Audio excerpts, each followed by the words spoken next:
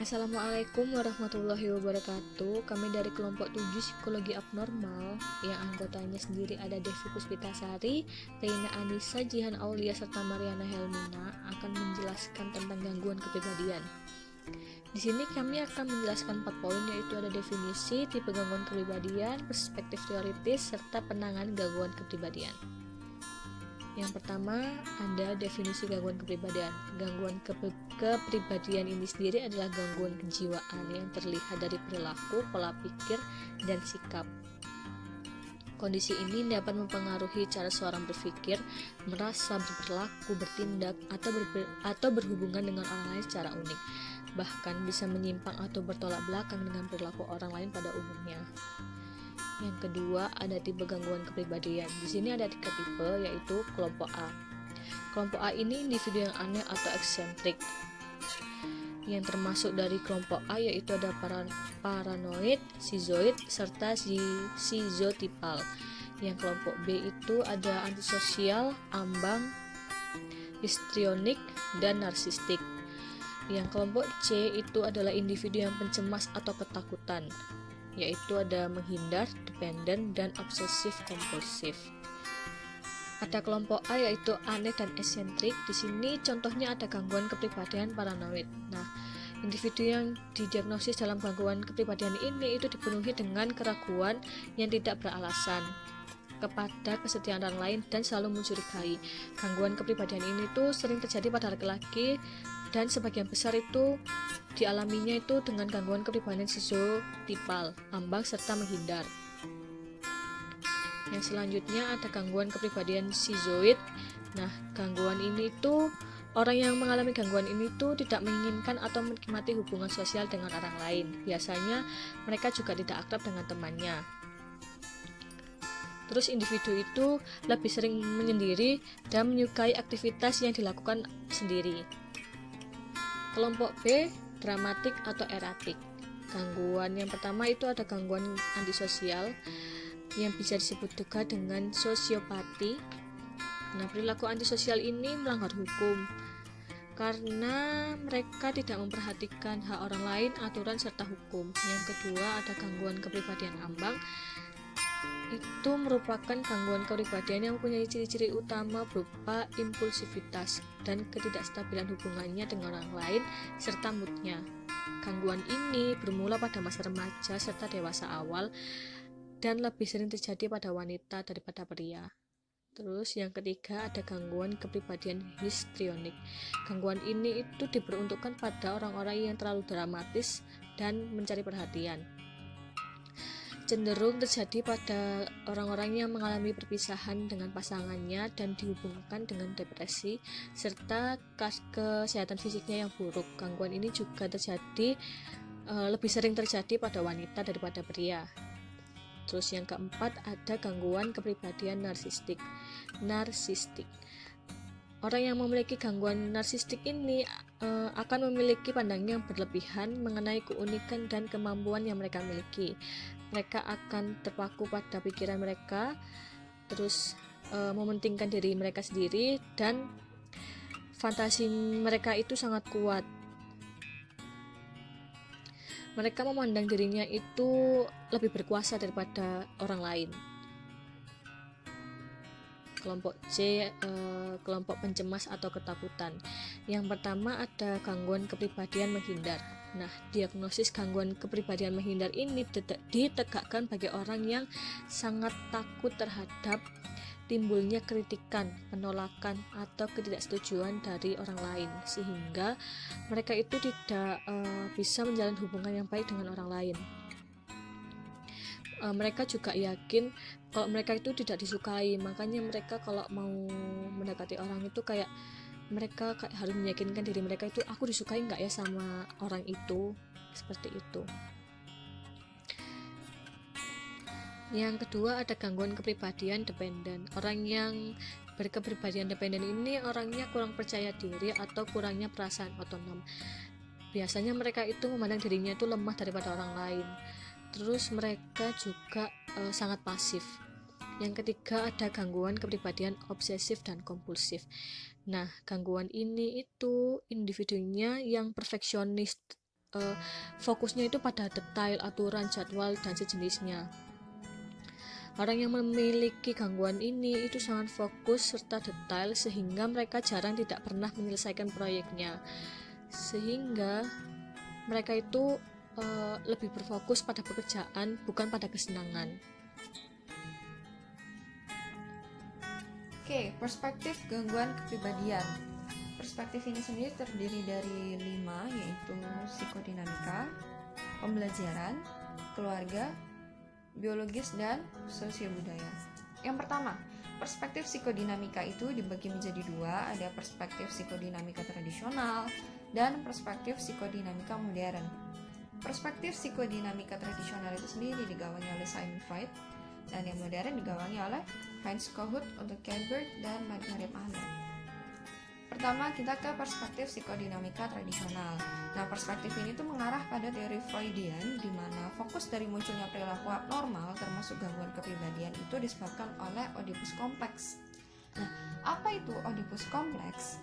Oedipus kompleks itu merupakan teori tentang tahap perkembangan psikoseksual untuk menggambarkan perasaan seorang anak laki-laki yang mencintai ibunya, tapi disertai dengan perasaan marah dan cemburu terhadap ayahnya karena dianggap pesaing untuk mendapatkan kasih sayang. Freud percaya pada dasarnya anak-anak itu secara normal akan mengatasi Oedipus kompleks dengan meninggalkan keinginan yang melanggar adat bagi orang tuanya dari lawan jenis dan mengidentifikasikan dirinya dengan orang tua sesama jenis. Oleh karenanya, anak-anak akan menggabungkan prinsip moral orang tuanya dalam bentuk struktur kepribadian superego. Selanjutnya kita ke perspektif psikodinamika modern. Yang pertama adalah Heinz Kohut.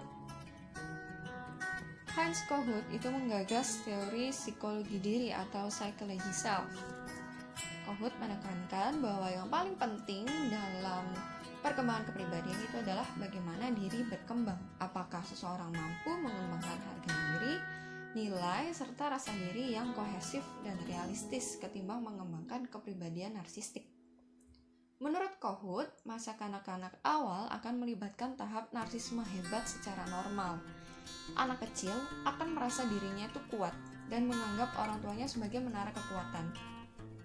Orang tua yang memberikan empatik itu merefleksikan persepsi anaknya yang tinggi dengan membuatnya merasa segala sesuatunya itu mungkin dan membesarkan harga diri anak, misalnya betapa berharganya anak di mata orang tua. Nah, tetapi seiring berjalannya waktu, orang tua yang empatik itu juga akan memberikan kritik untuk mengecilkan rasa diri anak yang besar, sehingga harapan yang gak realistis perlahan itu berubah menjadi penilaian terhadap diri sendiri atau orang lain jauh lebih realistis. Pada masa remaja, idealisasi anak-anak itu berubah menjadi kekaguman realistis terhadap orang tua, guru, dan teman, sehingga di masa dewasa pemikiran ini itu tumbuh menjadi standar nilai maupun tujuan internal. Namun, kurangnya rasa empati yang diberikan orang tua kepada anak itu juga akan membentuk yang namanya narsisme patologis, di mana anak yang tidak dihargai oleh orang tua akan gagal mengembangkan rasa harga diri yang kuat, sehingga anak tersebut akan selalu melibatkan konstruksi sikap yang muluk tentang kesempurnaan diri. Kondisi ini membuat orang itu menjadi rentan terhadap pukulan yang menyakitkan terhadap harga diri saat gagal mencapai tujuan sosial atau pekerjaan. Yang kedua, ada Otto Kernberg. Otto Kernberg itu memandang kepribadian ambang dari segi kegagalan di masa kanak-kanak untuk menumbuhkan rasa konstansi dan kesatuan dalam gambaran diri seseorang maupun orang lain. Dari perspektif ini, individu penderita kepribadian ambang itu tidak bisa mensintesis unsur yang berlawanan baik positif maupun negatif dari dirinya dan orang lain menjadi kesatuan yang lengkap dan stabil. Mereka itu berganti-ganti antara idealisasi murni dengan kebijian total. Pergantian yang cepat antara melihat orang lain sebagai sama sekali baik atau sama sekali buruk ini disebut dengan pemisahan. Dalam pandangan Kernberg, perubahan cepat terjadi akibat kegagalan orang tua dalam memenuhi kebutuhan anaknya. Oleh karena itu, anak kecil akan menghadapi tantangan pertumbuhan awal dalam menyesuaikan antara gambaran ibu yang baik dan ibu yang buruk yang membuat frustasi dan tidak mengasuh. Seperti itu. Dan selanjutnya adalah Margaret Mahler. Margaret Mahler itu merupakan teoretikus psikodinamika yang menjelaskan bahwa gangguan kepribadian ambang itu merupakan akibat dari segi pemisahan anak saat kecil dari figur seorang ibu. Menurut Mahler, selama tahun pertama, anak kecil itu mengembangkan keterikatan simbiotis dengan ibunya. Dalam psikologi, simbiosis adalah kondisi kesatuan di mana identitas anak itu digabungkan dengan identitas ibunya. Namun secara bertahap, anak akan bisa membedakan identitas dirinya sendiri dengan identitas ibunya. Proses tersebut dinamakan pemisahan individuasi. Dalam prosesnya, ibu bisa saja mengganggu pemisahan individuasi yang normal dengan menolak melepaskan anaknya atau secara cepat mendorong untuk membentuk kemandirian. Kecenderungan orang yang memiliki kepribadian ambang untuk bereaksi terhadap orang lain dengan ambivalensi dan berubah-ubah antara cinta dan benci adalah tanda ambivalensi awal selama proses pemisahan individuasi. Gangguan kepribadian ambang dapat berasal dari kegagalan untuk mengatasi tantangan perkembangan ini. Baik, perspektif kedua adalah perspektif pembelajaran. Dalam perspektif ini, teoretikus menunjukkan bahwa pengalaman masa kecil membentuk pola kebiasaan maladaptif dalam berhubungan dengan orang lain yang menimbulkan gangguan kepribadian. Psikolog Theodore Millon mengukakan bahwa anak-anak yang perilakunya dikendalikan dan dihukum secara kaku oleh orang tua, bahkan atas pelanggaran kecil, bisa mengembangkan standar yang perfeksionis dan tidak fleksibel. Contohnya, ketika kita dewasa, kita akan berusaha untuk mengembangkan diri dalam bidang yang dikuasai sebagai cara untuk menghindari kritik dan hukuman dari orang lain. Oleh karenanya, kita nggak bisa untuk mengembangkan diri di bidang lainnya sehingga memendam ekspresi spontanitas dan menghindari resiko. Nah, mereka itu mengembangkan tuntutan kesempurnaan untuk menghindari teguran atau hukuman sehingga mengembangkan pola kepribadian obsesif kompulsif.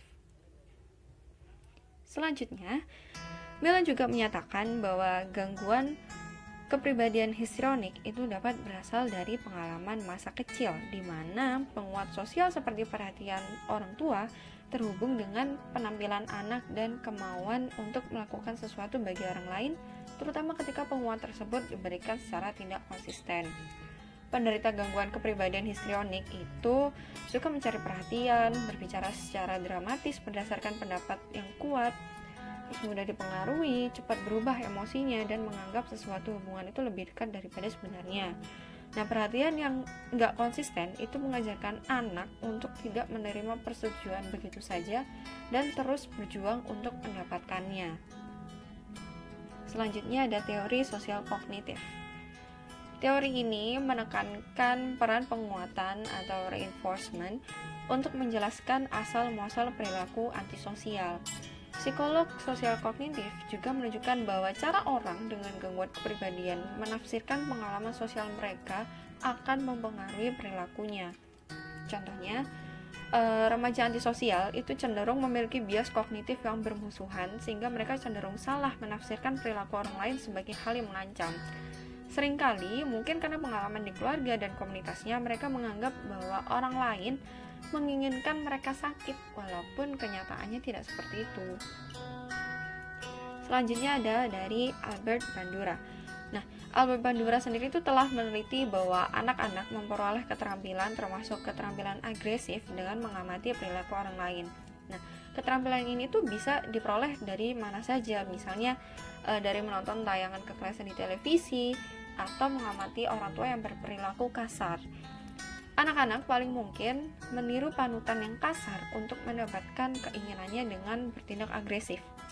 Anak-anak juga dapat meniru perilaku antisosial seperti berbuat curang, melakukan bullying, atau berbohong dengan penguatan langsung jika mereka merasa itu bisa melindungi diri mereka sebagai subjek yang disalahkan, atau dalam artian mereka memanipulasi orang supaya mereka tetap berada pada posisi yang aman, seperti itu. Baik, kita lanjutkan ke perspektif yang ketiga, yaitu perspektif keluarga. Perspektif keluarga itu mengedepankan hubungan keluarga sebagai hal yang mendasari munculnya gangguan kepribadian pada seseorang. Nah, gangguan-gangguan tersebut meliputi apa aja sih? Yang pertama ada gangguan ambang. Para peneliti menghubungkan pelecehan fisik atau seksual atau penelantaran di masa kecil dengan gangguan kepribadian termasuk gangguan kepribadian ambang. Yang selanjutnya juga ada gangguan dependen.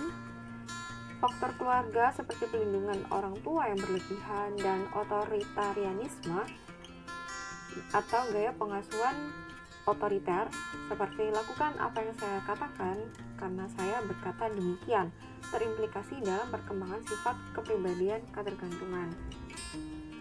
Baik, yang selanjutnya masih gangguan dependen. Nah, gangguan dependen di sini mungkin melibatkan ketakutan yang berlebih akibat dari kegagalan untuk mengembangkan ikatan yang aman dengan figur orang tua di masa kecil karena penelantaran, penolakan, atau kematian orang tua. Selanjutnya, akan membuat individu tersebut mengalami ketakutan yang kronis akan ditinggalkan oleh orang terdekat lainnya sehingga menyebabkan ketergantungan sebagai ciri dari gangguan kepribadian dependen. Gangguan selanjutnya yaitu gangguan obsesif kompulsif. Nah, gangguan ini tuh juga bisa muncul dalam lingkungan keluarga yang kaku dan sangat moralistik sehingga tidak membolehkan penyimpangan sekecil apapun terjadi. Gangguan yang terakhir yaitu gangguan antisosial. Gangguan antisosial itu bisa berkembang akibat penolakan dan penelantaran orang tua.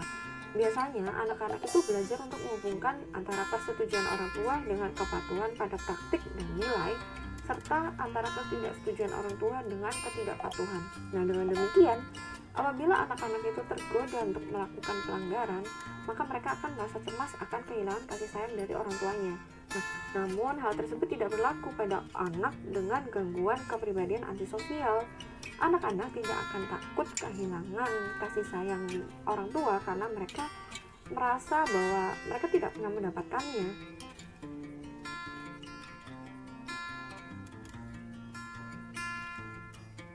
Baik, kita lanjutkan ke perspektif yang keempat, yaitu perspektif biologis. Dalam perspektif biologis, yang pertama itu ada faktor genetika. Bukti menunjukkan bahwa faktor genetik berperan dalam beberapa jenis gangguan kepribadian, diantaranya antisosial, narsistik, paranoid, dan ambang.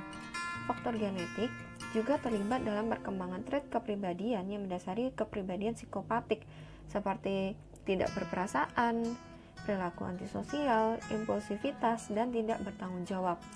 Trait kepribadian yang berhubungan dengan gangguan kepribadian tertentu dapat mewakili interaksi faktor genetik dan pengalaman hidup.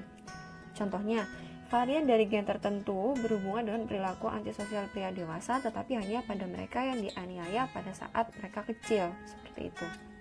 Yang selanjutnya, ada kurangnya responsivitas emosional.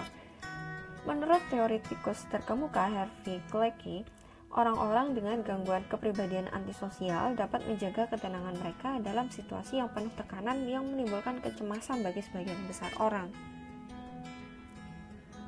Kurangnya kecemasan dalam menghadapi situasi yang mengancam menjelaskan tentang kegagalan hukuman yang diberikan untuk mendorong orang-orang antisosial meninggalkan perilaku antisosial itu sendiri.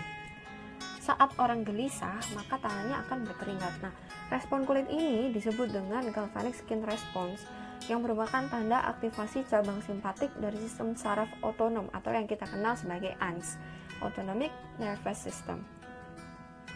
Penelitian terdahulu, Hare, menunjukkan bahwa orang dengan kepribadian antisosial itu memiliki tingkat GSR yang lebih rendah ketika mereka dihadapkan pada stimulus yang menyakitkan daripada orang normal. Kesimpulannya adalah ANS orang dengan gangguan kepribadian antisosial itu kurang responsif terhadap stimulus yang mengancam. Yang selanjutnya adalah craving for stimulation atau mode lapar akan stimulasi. Orang dengan gangguan kepribadian antisosial dan psikopatik itu tampak memiliki keinginan yang berlebihan akan stimulasi. Mungkin mereka membutuhkan ambang batas stimulasi di atas normal demi mempertahankan kondisi gairah yang optimal. Nah, dalam hal ini, kita berbicara mengenai tingkat gairah optimal. Tingkat gairah optimal itu apa sih? Tingkat gairah optimal merupakan tingkat gairah di mana seseorang merasa lebih baik dan berfungsi paling efisien. Kebutuhan akan tingkat stimulasi yang tinggi itu dapat menjelaskan mengapa orang dengan trait kepribadian antisosial itu cenderung lebih mudah bosan, dan tertarik pada aktivitas yang merangsang namun berpotensi membahayakan. Contohnya seperti penggunaan obat-obatan dan alkohol, terus bersepeda motor, terjun payung, berjudi, atau bahkan petualangan seksual yang berisiko tinggi. Nah, selanjutnya adalah abnormalitas otak. Pencitraan otak menghubungkan gangguan kepribadian ambang dan gangguan kepribadian antisosial terhadap disfungsi di bagian otak yang mengatur emosi dan perilaku impulsif, terutama perilaku agresif. Area otak yang langsung terimplikasi adalah korteks prefrontal dan struktur otak paling dalam yang ada di sistem limbik. Korteks prefrontal sendiri itu berfungsi dalam mengendalikan perilaku impulsif, menimbang konsekuensi tindakan, dan memecahkan masalah. Bagian ini itu berfungsi sebagai rem darurat untuk mencegah impuls terekspresikan dalam perilaku kekerasan atau agresif. Nah, sistem limbik terlibat dalam pemrosesan respon emosional dan pembentukan memori atau ingatan baru. Dalam kasus gangguan kepribadian ambang, kemungkinan yang menarik adalah bahwa korteks prefrontal itu gagal menghambat atau menahan perilaku impulsif saat menghadapi emosi negatif yang kuat. Baik, selanjutnya kita ke perspektif terakhir atau perspektif yang kelima, yaitu perspektif sosio-budaya. Nah, dalam perspektif ini berpendapat bahwa kondisi sosial dapat memicu perkembangan gangguan kepribadian. Dalam konteks ini, gangguan kepribadian yang paling sering terjadi adalah gangguan kepribadian antisosial. Banyak lingkungan dalam kota dilanda masalah sosial seperti alkohol dan penyalahgunaan obat, kehamilan remaja, serta hubungan keluarga yang disorganisasi atau disintegrasi. Hal tersebut merupakan stresor yang jika dihubungkan dengan meningkatnya kemungkinan kekerasan dan penelantaran terhadap anak, nantinya dapat menurunkan harga diri serta menimbulkan perasaan benci dan kemarahan anak-anak. Penelantaran dan kekerasan bisa diterjemahkan menjadi kurangnya empati dan tidak adanya kepedulian atas kondisi orang lain yang terkait dengan kepribadian antisosial. Anak-anak yang dibesarkan dalam situasi kemiskinan juga lebih mungkin terpapar oleh model panutan yang menyimpang seperti pengedar narkoba di lingkungannya. Salah pergaulan di sekolah juga dapat menimbulkan keterasingan dan frustasi dalam masyarakat yang lebih luas yang menimbulkan perilaku antisosial. Nah, yang berikut ada penanganan gangguan kepribadian. Cara utama dalam menangani gangguan kepribadian adalah melalui terapi psikologis atau kejiwaan di bawah bimbingan psikiater. Terapi ini bertujuan untuk meningkatkan kemampuan pasien dalam mengendalikan emosi serta pikirannya secara lebih baik. Umumnya terapi ini dilakukan setidaknya selama 6 bulan, namun durasinya bisa lebih panjang jika kondisi kejiwaan pasien cukup parah. Nah, terapi yang digunakan di sini tentunya terapi psikologis. Terapi psikologis itu terdiri dari 3 jenis, yaitu yang pertama ada pendekatan perilaku kognitif, yang kedua pendekatan psikodinamik, yang ketiga pendekatan biologis. Yang pertama ada pendekatan perilaku kognitif. Terapi ini bertujuan mengubah cara berpikir dan perilaku pasien ke arah yang positif. Terapi ini didasarkan kepada teori bahwa perilaku seorang merupakan wujud dari pikirannya, yang artinya jika seorang berpikir negatif, maka perilakunya pun akan negatif, begitupun sebaliknya.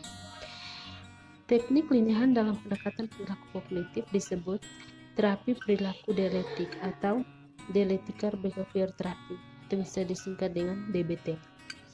Secara khusus dibuat untuk menangani gangguan kepribadian ambang. DBT menggabungkan terapi kognitif perilaku dan meditasi pikiran Buddhis untuk membantu orang yang gangguan kepribadian ambang untuk menerima serta menoleransi emosi negatif yang kuat dan mempelajari lebih banyak cara adaptif dalam berhubungan dengan orang lain. Terapi DBT menyadari perlunya menunjukkan penerimaan kepada orang berkepribadian ambang dengan validitas perasaannya untuk melakukan perubahan adaptif atas perilakunya. Pada intinya, DBT menekankan kliennya memperbaiki hubungan dengan orang lain. Yang kedua ada pendekatan psikodinamik. Terapi ini bertujuan mengeksplorasi dan membenahi segala bentuk penyimpangan pasien yang telah ada sejak masa kanak-kanak. Kondisi semacam ini terbentuk akibat pengalaman-pengalaman negatif yang dialami pasien di masa lalu. Pendekatan ini sering digunakan untuk membantu orang-orang yang didiagnosis menderita gangguan kepribadian. Dan yang terakhir ada pendekatan biologis. Selain terapi psikologis, dokter bisa memberikan obat-obatan kepada pasien. Namun, gangguan obat hanya disarankan apabila gejala yang terkait dengan gangguan kepribadian sudah memasuki tingkat menengah atau parah. Sejumlah obat yang mungkin dipakai adalah obat-obatan penstabil suasana hati dan obat penghambat pelepas serotonin atau antidepresan. Saya akan menjelaskan tentang gangguan kendali impuls. Orang dengan gangguan kendali impuls akan kesulitan dalam mengendalikan impuls mereka. Gangguan kendali impuls ditandai dengan kesulitan menahan atau mengendalikan perilaku impulsif. Gangguan kendali impulsif dikelompokkan ke dalam kategori yang lebih luas, yaitu gangguan disruptif, kendali impuls, dan tingkah laku, yang juga mencakup gangguan tingkah laku serta gangguan sikap menentang. Masalah kendali impuls lainnya seperti penggunaan internet yang kompulsif atau berbelanja secara kompulsif. Fokus kita adalah pada 3 jenis gangguan kendali impuls, yaitu kleptomania, gangguan eksplosif intermittent, dan piromania. Yang pertama ada kleptomania, berasal dari bahasa Yunani kleptos yang berarti pencuri dan mania yang berarti kegilaan atau hiruk pikuk.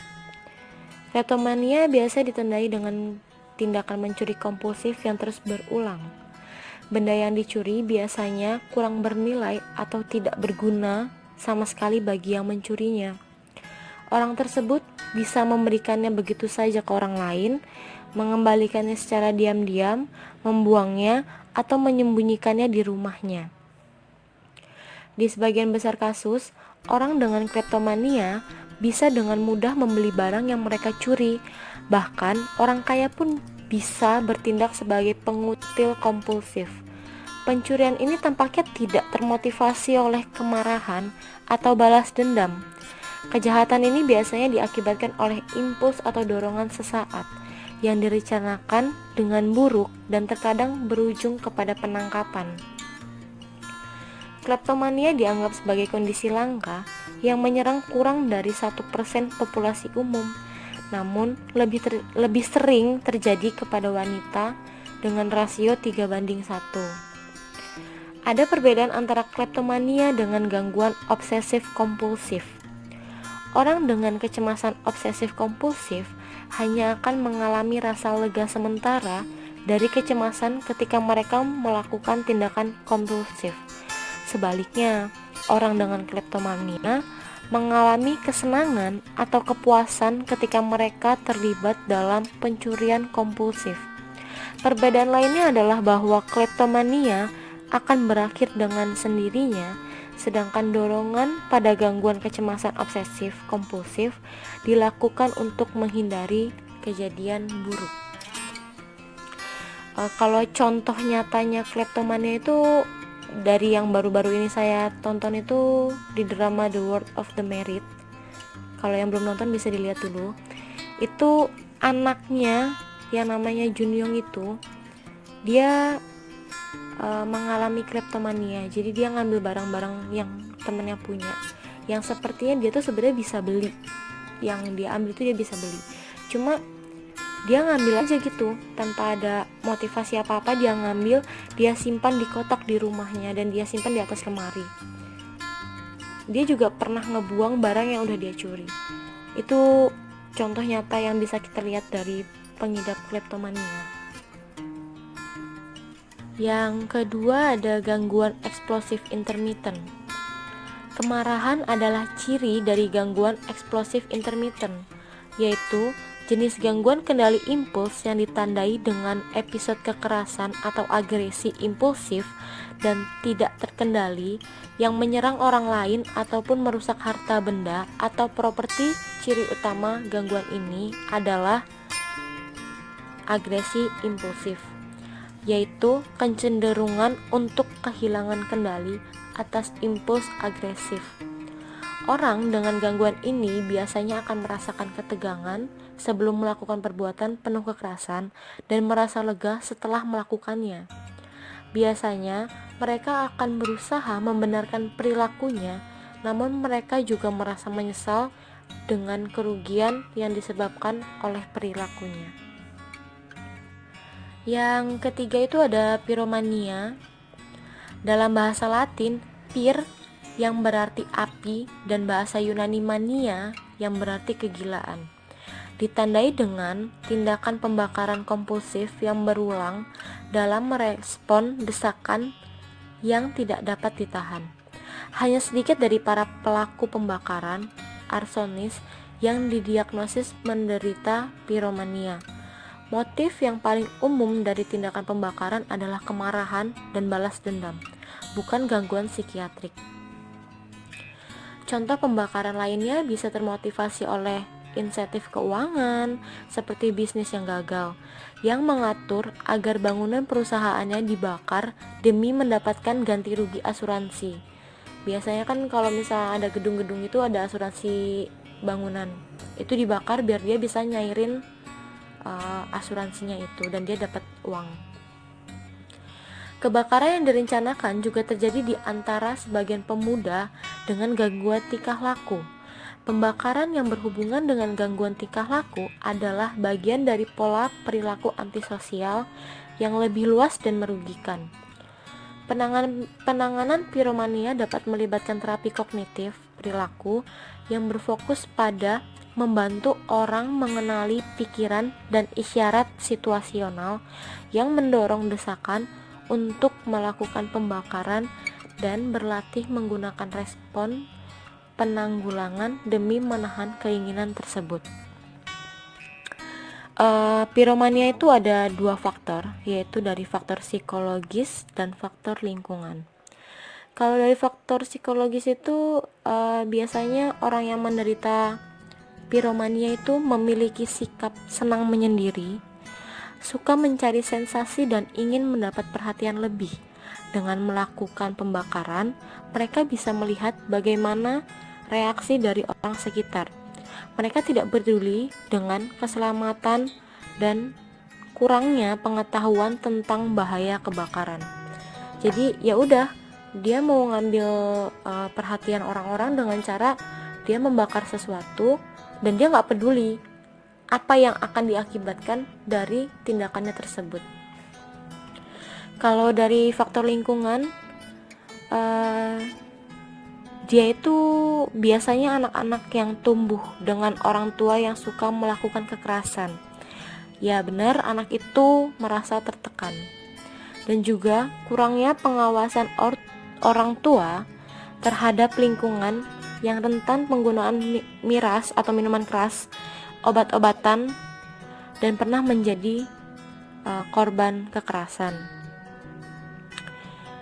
Gejala piromania itu, orang itu bakal sering main api dengan sengaja lebih dari satu kali, terus menjadi sangat tegang atau sangat bersemangat sebelum menyalakan api, tertarik oleh situasi atau benda yang berhubungan dengan api, merasa senang atau lega saat membakar atau menyaksikan kebakaran, tidak peduli dengan hilangnya harta benda, luka-luka, atau bahkan kematian yang akan diakibatkan oleh kebakaran tersebut, karena mereka kan nggak peduli dengan keselamatan dan kekurangan pengetahuan tentang bahayanya kebakaran, dan mereka nggak peduli dengan lingkungan sekitar. Yang penting mereka merasa puas setelah mereka melakukan pembakaran.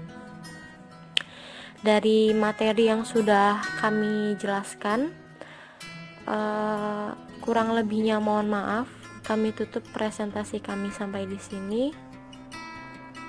Wassalamualaikum warahmatullahi wabarakatuh. Selamat pagi.